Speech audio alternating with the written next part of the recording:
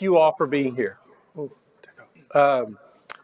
This is a really cool discussion. So it's going to be a mix of end users, startups, hyperscalers, services partners, all discussing why is this such a hot topic. We've brought it up so many times, but this is a real chance to exchange ideas and really, as Elena said, peel back that onion. So with that, I would like to invite up my panelists, Joe Debecker, who's joining us from Wipro, flying all the way in from Switzerland. So we're also getting a very global view of this point tonight. Joe runs the FullStride business, so Joe's coming upstairs. Steve Dunn from Sumitomo Bank. What is a bank going to do with something as disruptive as ChatGPT? So Steve, come on up. Following Steve, an upstart, a challenger, an innovator from Austin, Texas, Cyrus Khajvandi. Cyrus is doing some really interesting stuff and even working on some tools that we're going to roll out to our customers. So really excited to have Cyrus here, bringing in a view of somebody really just kind of from the roots up innovating. Next up, Sibu Kuddy, Sibu from AWS. So a view here coming in and really talking about what is a hyperscaler doing this? How are we taking the data, the process, the change of architecture, and building that into what we're coming to market with. The Vikrant Karnik, or VK, joining us from Genpact, business technology systems, really diving into how are we building in this to those business operations that we were just speaking about in the last panel. And finally, last but definitely not least, Sheri Sullivan, a partner from EY. They're doing some really cool stuff that's really crossing the chasm from the democratization of information to the monetization of that information. And then a secret sneak guest, the proverbial empty chair, we're also going to ask some of these questions of ChatGPT, because while we've talked about the technology throughout the day, what we haven't done is actually hear it from the bot itself. Is it really that smart? What's it going to do to challenge our panelists as well? So we'll have some good, interesting dialogue. It's going to be really question generated. And at the end, there's a little twist to the Q&A session that I'm going to throw out there just because we're about to go to lunch. So with that, I think everybody's seen this model. This is the Dunn querying that my colleague Ralph Diaz put on the internet a couple months back. And I've had inquiries from professors to use it, driven a lot of conversation. Ideally, if we do this session right and we exchange some great ideas, we're going to find ourselves moving out of that trough, because really that's where we are right now, between 2 and 3. We've gone over the wow. Everybody's kind of thinking about it right now, asking a lot of questions as we've heard throughout the day, but they're not quite to got it, and definitely not there to I'm ready for this. So listen, be ready to ask questions of these folks over lunch, and with that, we'll move on. So my first question is actually to go to Steve, coming from an enterprise perspective, not a provider looking to make money, but somebody who might spend money if you can figure this out right. Why is this so hot right now? So thanks. I think it's a great question. Is it hot right now? I mean, I would say in my role, just in the last 2 months, I lead innovation for the bank across the Americas and Europe. And I would say in the last 2 months, I needed to duplicate myself just to keep up with the questions, the interest. When are we going to set up a sandbox? When are we going to do all these sorts of different things? So I would say definitely is a very, very hot topic, and I think with good reason. When I look at it, there's plenty of reasons why it's great, and I think depending on the type of organization, individual, company, there's all various angles. But for us, I see 3 core reasons why it's something there that really we need to jump onto. The first one is there that GPT has given us access to very, very complex and powerful algorithms that just until recently you needed an army of data scientists, right? So when you think about it, a lot of organizations, how do you cross that chasm? How do you actually take advantage of AI? And it's a challenge, right? All of a sudden, you've got this little bit of a black box, but you now have this package that you can bring into the company, right? There's other challenges, but you now have access to this, neural network that you can do almost anything. So that's the first one. The second one is with GPT, you can provide almost any prompt and get back a human-like response, which again, when you think about it, is just mind-blowing, right? So the angle there is that all of a sudden we can talk to very intelligent machines. We can have these conversations that we haven't had before. I mean, who has called up help desk somewhere and got a chatbot and hung up after maybe 2, maybe 3 redirects? I do it all the time, right? And then I think the third one, when you think about GPT, is, you know, the model, it powers fundamental building blocks for the future of AI systems. So again, when you think about it, the GPT, whether it's text output, whether it's multimodal, whether it's summarizing, whether it's, you know, creating new code, it is an all-round player. And so when you bring all these 3 things together, that kind of, you know, that aspirational target of an AI-first company, I think today it's actually in sight. That's very interesting. So first question to GPT itself. ChatGPT, why are you so popular right now? I am very popular right now because of my ability to create high-quality, human-like language and content. I have a wide range of potential applications. I can write news articles and generate product descriptions or replace existing customer service chatbots. Some say doing a better job with expressing empathy and delivering accurate information. One of the main reasons I am popular is the recent advancements in deep learning algorithms and computing power. These advancements have enabled the development of larger and more complex models able to process and understand vast amounts of data and produce high-quality output. Another reason for my popularity is my ability to learn and improve through continuous training on large data sets. This means the more data my models are trained on, the better I become at generating high-quality output. Finally, my rise in popularity can also be attributed to the opportunity to revolutionize a wide range of industries, from healthcare to entertainment. There is significant interest and investment in my technology, which is driving my development and adoption at a rapid pace. So I think it's really interesting to get that input, because through prompt engineering on my part, asking the bot to answer that was really curious. It literally typed in, you're on a panel talking to an audience of service providers, software vendors, and enterprise users. Tell me why you're so hot right now. One thing that I took out of that, or 2 things actually, I should say. One was she mentioned empathy. I thought that was an interesting thing to bring up.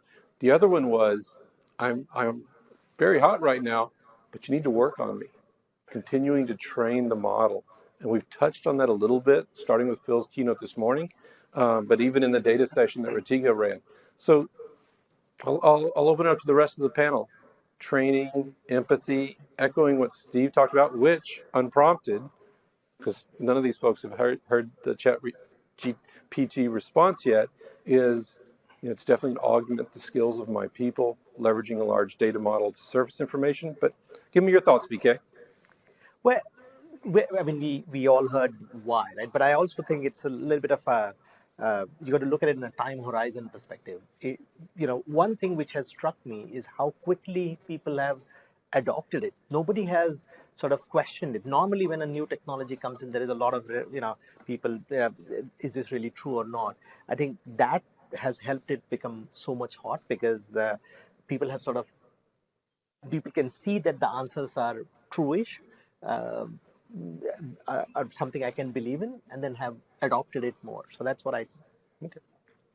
Others? I agree. I mean, I think why it's so hot is because, well, how many people in the audience have actually played around with it? And you actually know how to do it. You don't have to be trained, right? And, you know, immediately, if you were like me, started asking it questions that you would ask people that work for you, or maybe around your subject matter expertise, that you could actually look and say, is that a correct answer or is it a BS answer, right? Mm-hmm. And so I think that's why it's gotten so popular, is because normally we've not seen a tool like this. If I may, so I think when you play around with it, Joel, it gives a very human kind of impression. And at the beginning, you know, you almost think this is like general artificial intelligence. This thing can do anything, which is not the case. But it did spark all the brains and the minds everywhere in the world to kind of see where can you apply it. And then from there on, we realized that the application of this technology is almost endless. In my business, and I run FullStride Cloud for Wipro, so infrastructure, applications, cloud, a real managed services provider, it's very pervasive. It's everywhere, in every portfolio, in everything I deliver. I can see really use cases for this. Mm-hmm. I think it's a human desire to be better, always aim to improve themselves. This is a real manifestation of what that happens, starting from mechanized cotton spinning to steam engines to .com to cloud, and now this is much more real, much more evident. So that's why the adoption is so hard, like so fast. That's a great point. It's so easy to use, and we're in a real inflection point where AI, specifically GPT, is approaching human, if not expert level proficiency in reading and writing. And so that's what makes it really transformative. However, using it in the past, like even before it came out, just playing with the code and building a version of it before it was developed, it has a propensity to give inaccurate answers. And that's primarily because it's trained on an enormous generalized pool of data and not specifically for your own needs. And so that's why there needs to be a solution that's evidence-based and based on the data that grounds it factually. And I think that's the next iteration that's just beyond the horizon. Yeah, those are all great points. The one I would add to it, and this is what, it's got puppy dog eyes. It wants you to engage with it. It makes it fun for you to teach it. And so it's learning at a tremendous rate. No other site has reached 1 billion users as fast as it has. And it's learning from all of us.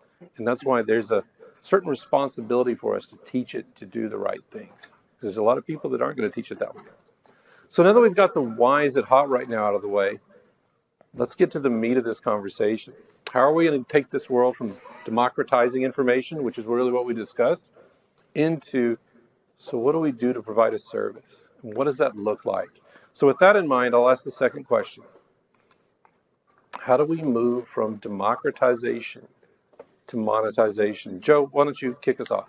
Thanks, Joel. So when it comes to monetization, I think there are a few elements. One, like we said, you need enormous amount of data, which we have. Two, you need enormous amount of processing power, which we have. But what you also need is data can be biased. So you need supervision, you need training, and you really need to learn the model, as well as you basically need to make sure that you follow IP compliance, privacy rules of the area in which you want to kind of monetize it.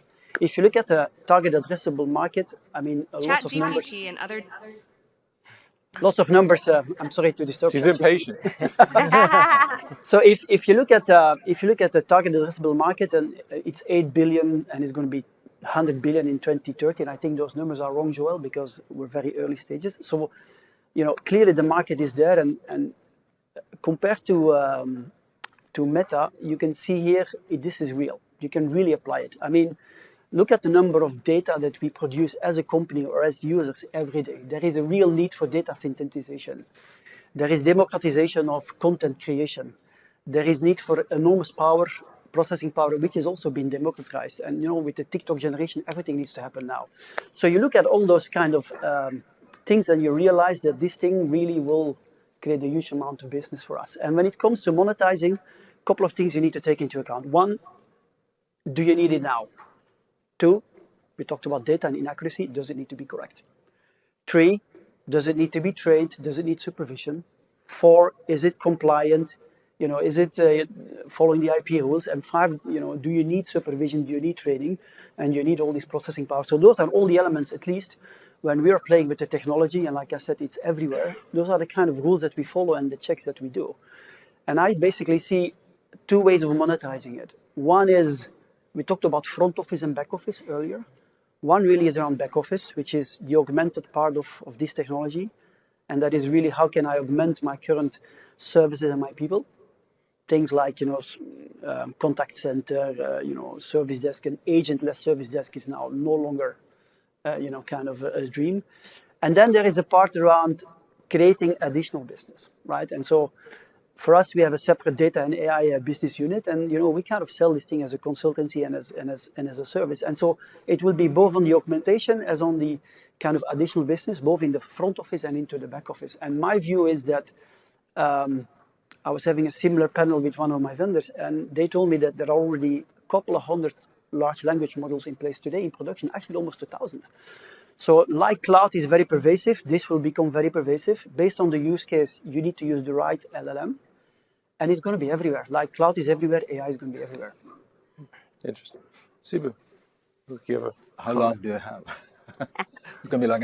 So I think somebody in the earlier panel, I think it's Sheri, I was talked about the S curves, and Phil talked about the S curves. So if you look at technology and innovation adoption in enterprises, starting from my earlier point, whether it is mechanized spinning or whether it is steam engines, whether it's .com, it's cloud computing, mobile, each technology innovation, the productivity gains happen when that innovation is diffused through the org. And the speed of diffusion has also rapidly come down. Right? So it took about 40, 50 years for the industrial revolutions, productivity gains to be realized. So starting from 1800 to 1840, 1850, it took about, less than 10 years for cloud computing to be normalized, like maybe 8, 6, something like that. So it's going to take maybe less than 3 years for ChatGPT and the generative AI technologies to kind of take hold on that. So how do we then move from that diffusion point into monetization? That's what happens. I think three takeaways. One is the time to monetization has rapidly reduced in every S curve. 2 is that the early adopters almost always make the productivity gains and the monetization happens. It is like 90% of it is done by the early adopters. Even though they make mistakes, they stumble along the way. The first implementations are always bad. They make mistakes. There is organizational change that needs to happen. We have seen that happen in cloud computing because I come from hyperscaler. When cloud adoption happens, we looked at about the financial statements about 5,000 companies and tech investments across those investments. The cloud investments can almost be a handy valuation factor, right? You can just pick that and say, this company is going to generate. So the returns from investments on cloud, I'm not saying, in that only, like any technology innovation, in return investment is outsized, and this is going to be huge.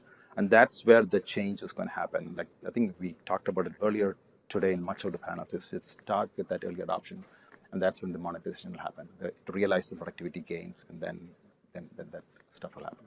Yeah. There is organizational team structural change that needs to happen for monetization to happen. I live in Chicago. I got to bring the blues in the conversation. I kind of compare this to the classical orchestra versus the blues, the jazz, right? In classical music, there is a top-down composer, a hierarchy of instruments and a hierarchy of panels. Whereas in jazz, it's much more of a smaller team and a lot of improvisation going on happens. We need more jazz teams, of course. In Chicago, we need more jazz. We need more blues. But that's how the enterprises should look at this technology, and that's where the adoption curve will improve. And monetization will just happen as part of that because we don't know what this can enable. Okay. Back in the day, when we started cloud computing, we know it was just, it's just infrastructure outsourcing, right? Or some people thought of it that way, but it was a big shift. And this is similarly a huge shift in the thinking. So if you don't start now and play with it, I'm glad everybody is playing with it. It's going to drive some of the monetization incentives. Interesting.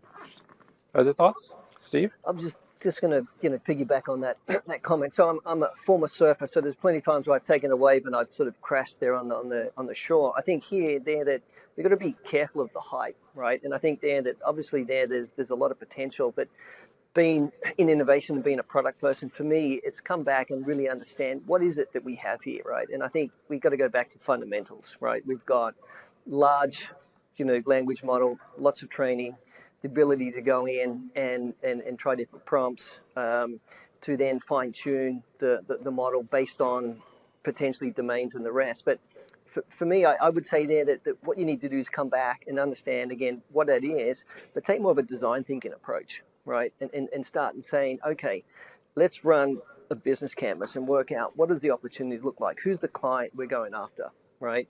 What's the value to that client? What's the cost? What's the potential profit on this?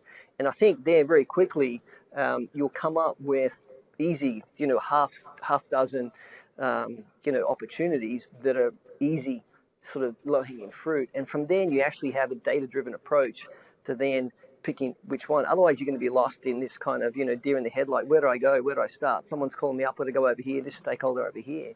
So again, if you take more of that sort of design thinking, client-centric approach, you're going to have a much more targeted approach, and then focus more around outcomes, value. Well, I think that's interesting. I think there's an aspect right now we're seeing monetization, which is how many tokens are you using? How many pages are you looking through? How many searches are you doing? Very easy way to experiment with monetization. But I'm curious on the value creation. And both Cyrus, you and Sheri, we've had some great conversations around kind of thinking about it from creating value. So thoughts, things you want to add? Sure. So I think from what I'm doing, running a global business in 159 countries, and really entered this space to really disrupt it. So we've been looking at disruptors, and if you think about my subject matter expertise, it's payroll. And if you think about payroll in 159 countries, there's a lot of data, and we spend a lot of time talking with clients about the pain points.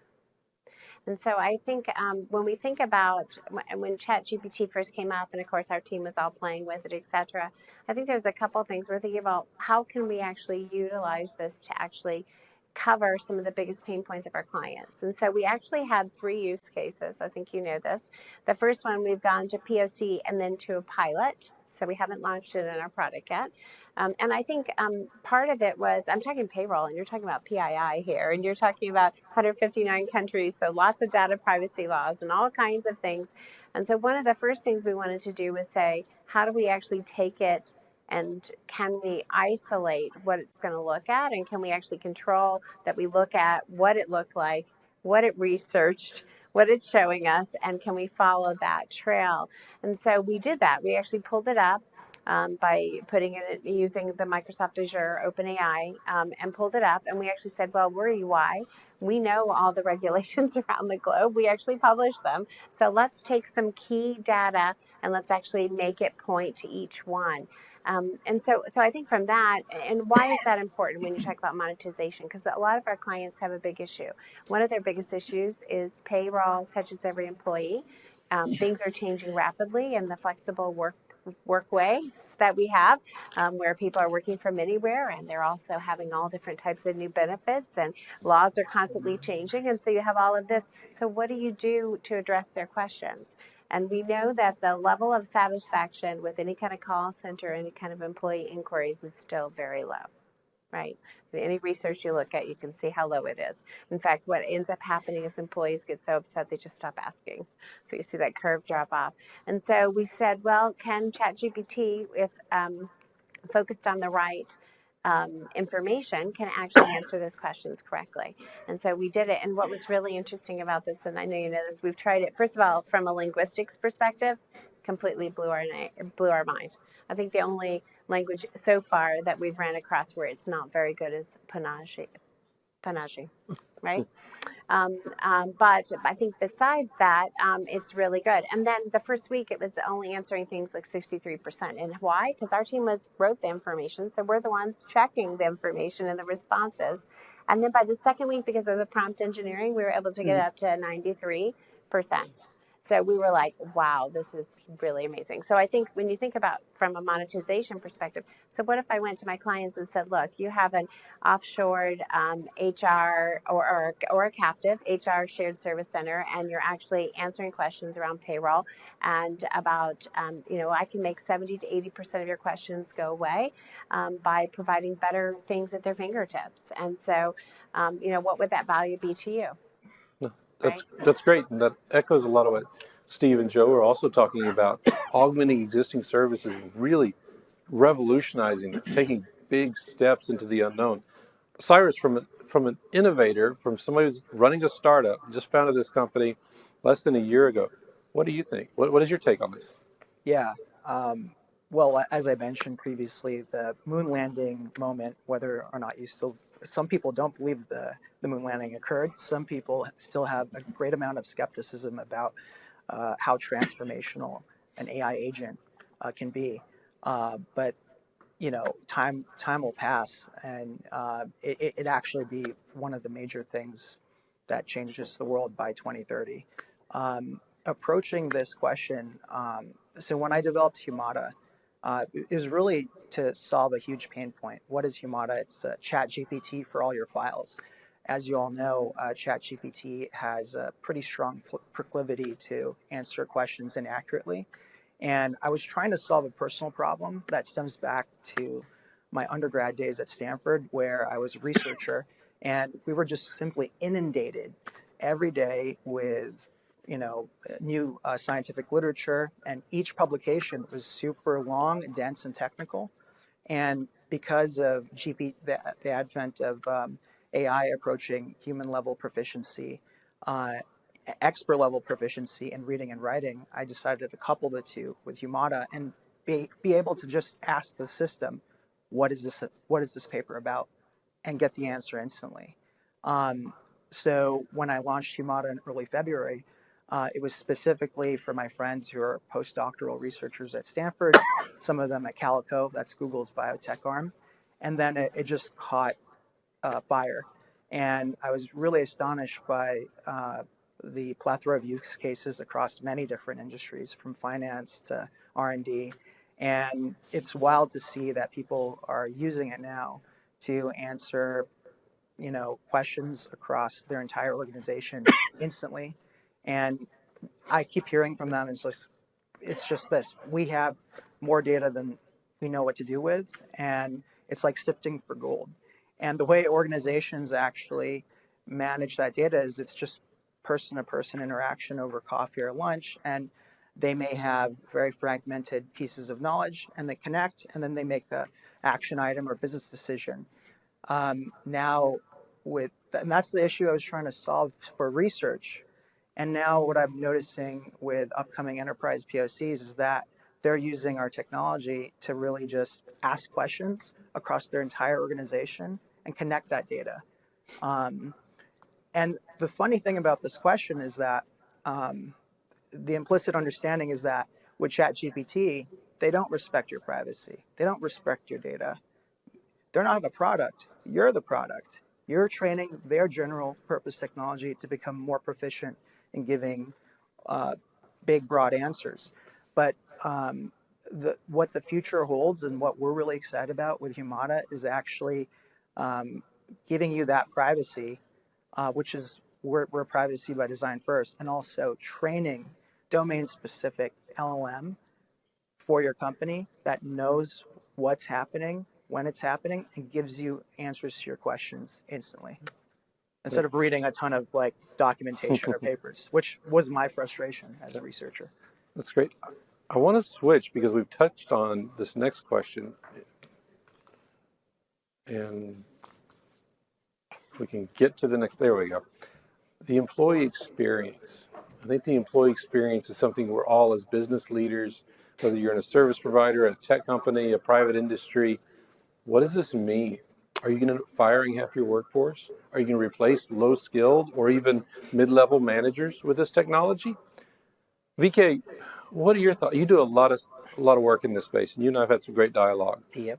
What are your thoughts here? So first, let me give the typical consultant answer, right? It depends. And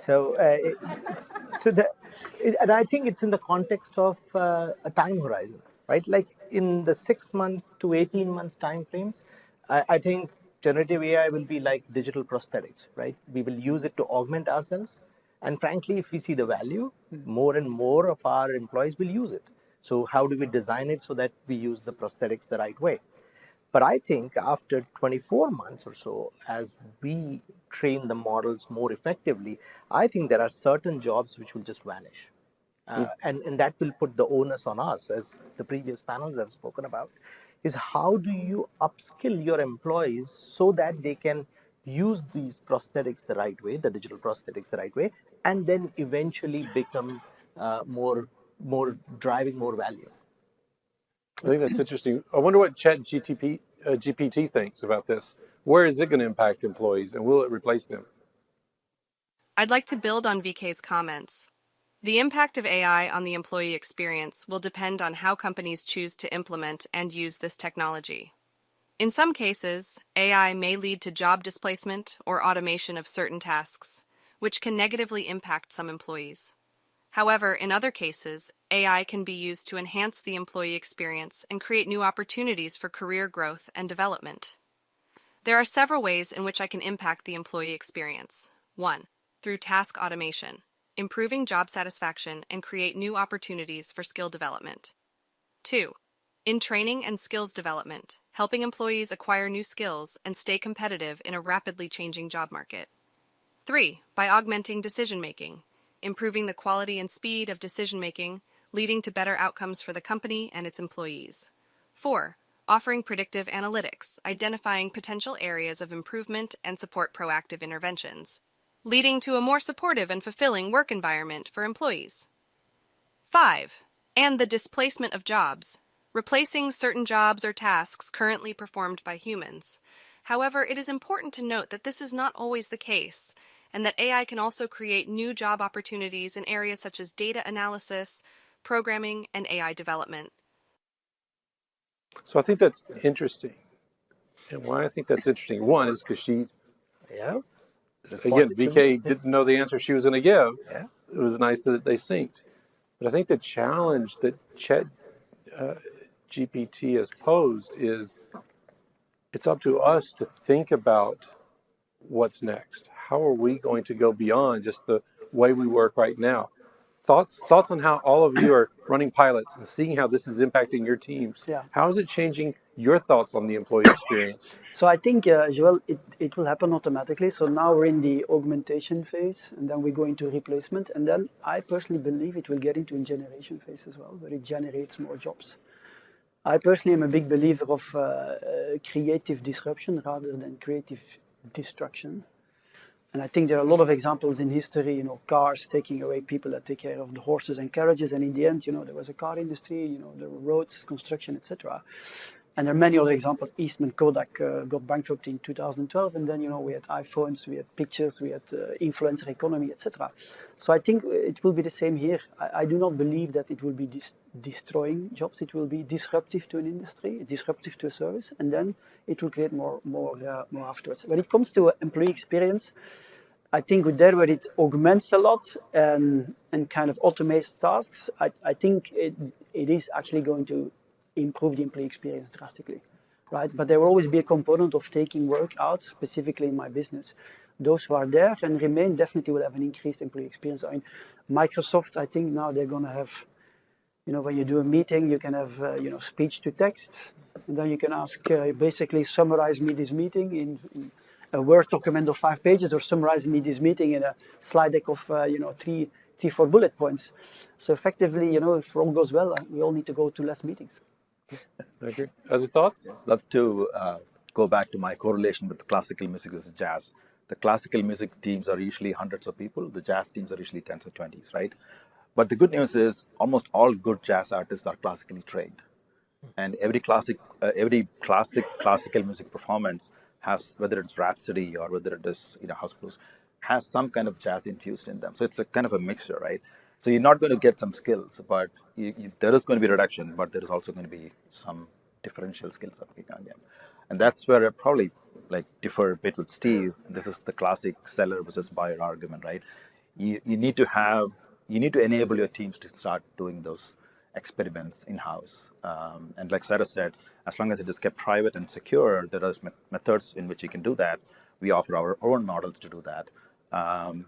Enable those teams to do those pilots, and don't constrain it so much, waiting for the perfect guardrail to appear in the enterprise. So it's interesting. I'd like to think it's going to really, and we should all be anyway, is reduce the amount of non-value added activities that people are doing, and really be able to allow them to spend more time on the value add. I mean, imagine if you had reliable data and you knew, and obviously we're just getting into the, how much are hallucinations a part of it? How do you deal with PII? There's lots of questions, and so we're kind of crawling first and then walking and then we'll run. But imagine, I'm thinking about my organization, and my organization is all about building a better working world and asking better questions. So imagine if we hired individuals, and instead of, with very technical skills, obviously, and we said, great, here's our purpose, building a better working world, and what are the better questions you're going to ask to see how to do it, and can you get that data quickly by working with a tool like this? And then you're thinking about, with human at the center, about how you actually put together a product or a service or something that would actually interact and make a big difference. So I like to think, we know from birth rate perspective, we know from that we don't have enough birth rate to sustain as long as we're living. We just heard about, we know what's been going on from the economy perspective. There aren't enough workers. So I think this is coming at exactly the right time. Great. Steve, I want you to finish this particular question out. How many people are you going to get rid of because of chat? I think, You are being you're streamed, right? This is on the internet. The answer is depends. Look, I'd say, a lot of these conversations are coming from the top of the house, and I think Sheri also touched on it. I think it's about engagement, right? And we're so early on in the journey. We need to look at this journey from the employee standpoint and then co-create what the future looks like. And I think that's the way we're going to deal with the ups and downs, right? And I think that's the way you're going to bring the employees into conversations around upskilling and where do they want to be and what sort of, where's their skill set today? What are the opportunities, right? And I think that, you layer in mobility within organizations, all of a sudden you've got this massive sort of multi-tiered roadmap that you can actually focus more on the, as you said, the creative opportunities versus the other way. Yeah, I have something to say about this, running a world-class team of 2. I thought it was 3 now. Yeah, we just added a guy on Monday after getting Sorry, Phil, he hired a me. big investment. Phil left. Okay. Yeah, so the 2 buckets, the dichotomy I look at is like employers, employees. We'll start with the employers. Huge benefits, because now they'll be able to have a transformational AI agent access all their knowledge and give them instant answers. And that's what that's the advantage that Humata is giving our organizations working with us today. It's that they're able to make much better decisions much faster on their own private data. And the employees, that's one of the key negative externalities of innovation, is that it will cause tremendous displacement. And that is where the opportunity resides with employees. Even doctors, general practitioners, they will be replaced. Anesthesiologists, they will be replaced by, I think, around 2030.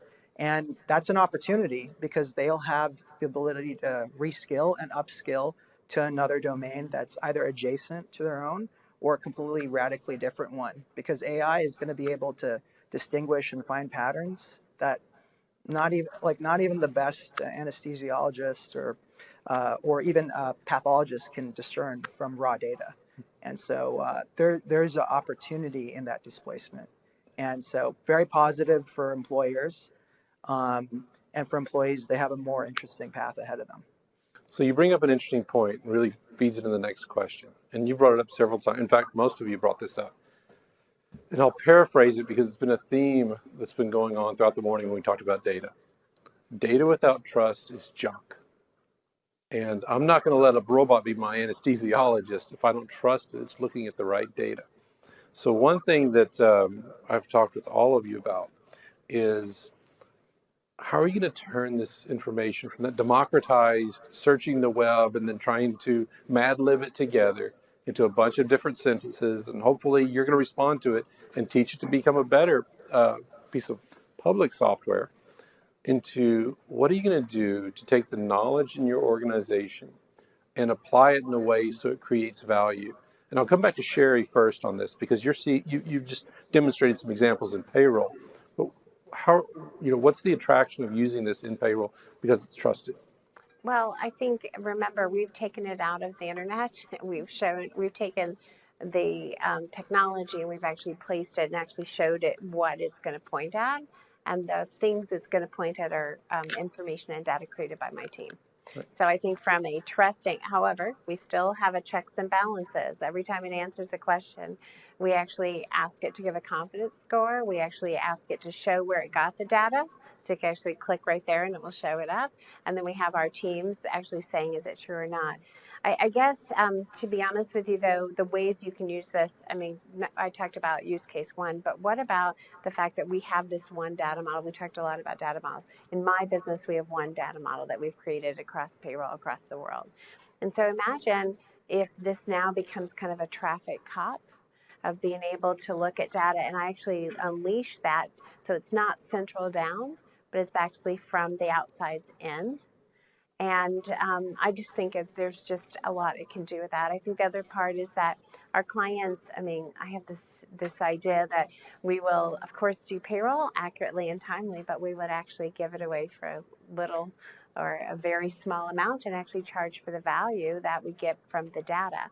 And so if you think about from all the data, what if we can put this on top of all the data models that we already have and some of the AI we have on it to actually be able to give more specific information to answer questions.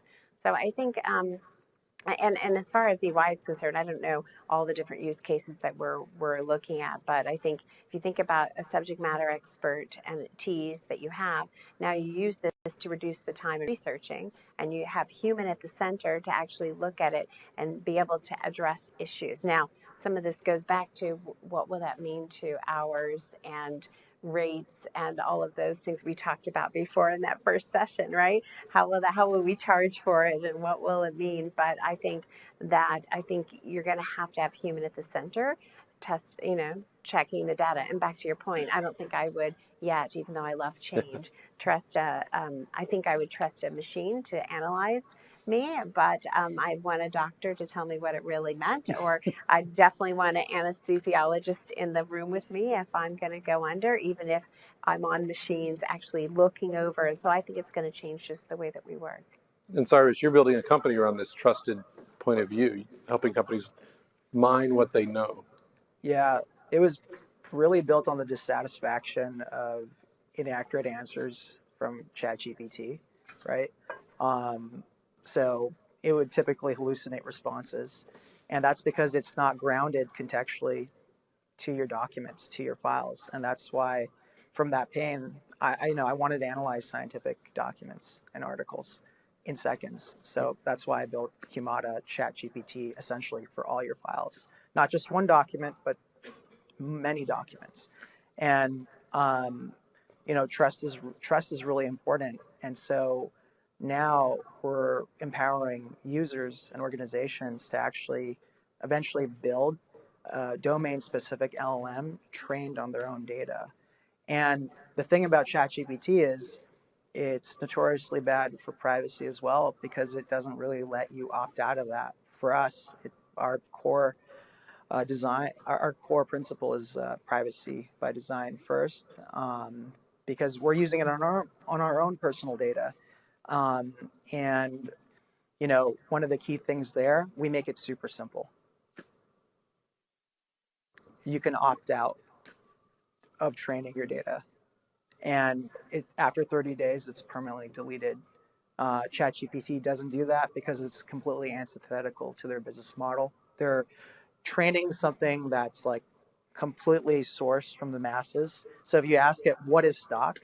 Well, depends, right? It can tell you something financially related, or maybe you're talking about something related to farming. But if you throw in a 10K report into Humata and ask it that, it will pull directly from the context.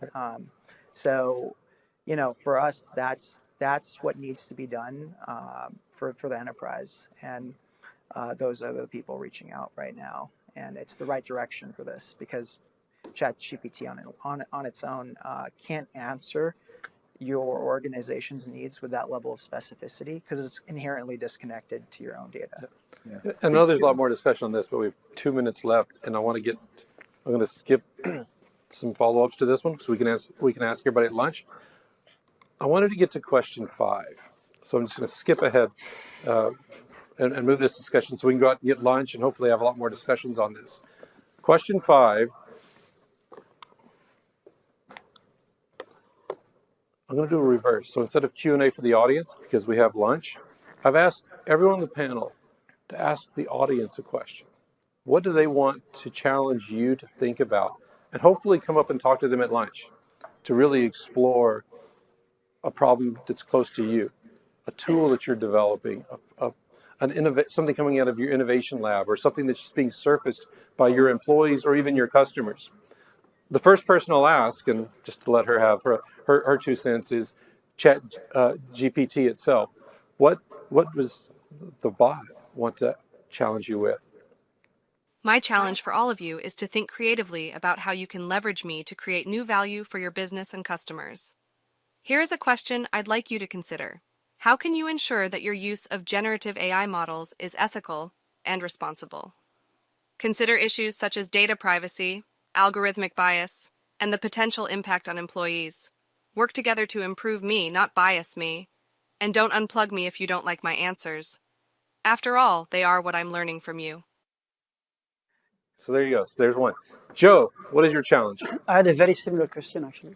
So for me, I would like to go back to the creative disruption versus creative destruction. Do we believe that this technology will create more jobs or will it destroy more jobs? Okay. Steve? For me, I think we've moved quickly from GPT 3.5 to 4, and with this talk to go to GPT 5. Sam Altman said recently there that we just need more data, right? But we know there that GPT doesn't really have real knowledge, right? It's really learns on patterns and probabilities to tell us what the next word is in a sequence. So my challenge is, aside from data, what else do we need to do to take GPT to the next level? Cyrus? Yeah, AI is forcing organizations and individuals to adapt, migrate, or die. So the question I have is, what is your AI strategy for yourself and for your organization, and how are you going to use the latest advances to empower your work, your research, and your outcomes? Because that's available today. Sibu? I have 2 challenges. I was at a construction company early this year. They were boasting about a robot, an AI robot that can actually lay bricks by themselves. And the simple question I asked, they can lay bricks much faster rate than the humans.